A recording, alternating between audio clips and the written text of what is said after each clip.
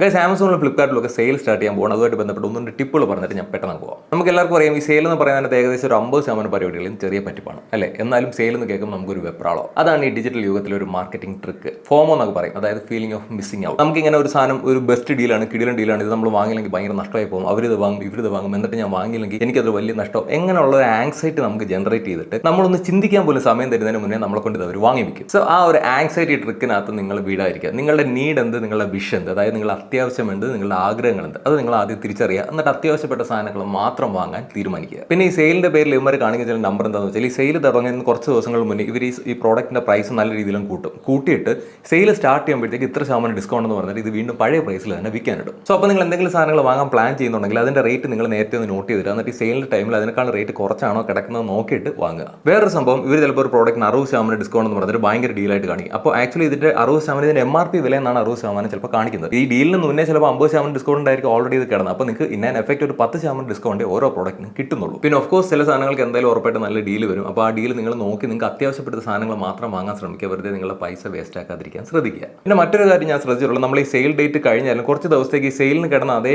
പ്രൈസിൽ തന്നെ ആയിരിക്കും ചില പ്രോഡക്റ്റിൽ പിന്നെയും വിൽക്കാൻ ഇട്ടിരിക്കുന്നത്. അപ്പോൾ പരമാവധി നഷ്ടങ്ങളൊന്നും വരാതെ നിങ്ങൾ സാധനങ്ങൾ പർച്ചേസ് ചെയ്യാൻ ശ്രമിക്കുക. പിന്നെ ചില ബാങ്കിനൊക്കെ നല്ല ഓഫേഴ്സ് വരുന്നുണ്ട്. ഉദാഹരണത്തിന് ICICI കാർഡ്, SBI, HDFC, പിന്നെ ഫ്ലിപ്കാർട്ടിലേക്ക് വരുമ്പോഴത്തേക്ക് ആക്സിസ് കാർഡിന് മറ്റൊക്കെ നല്ല ഓഫേഴ്സ് വരുന്നുണ്ട്.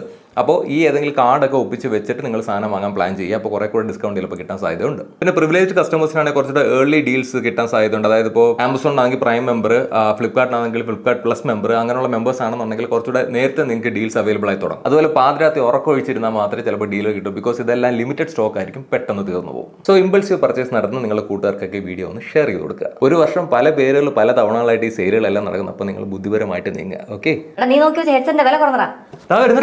അപ്പോൾ മറന്നു പോകണ്ട, ഫോമോ ആങ്സൈറ്റി.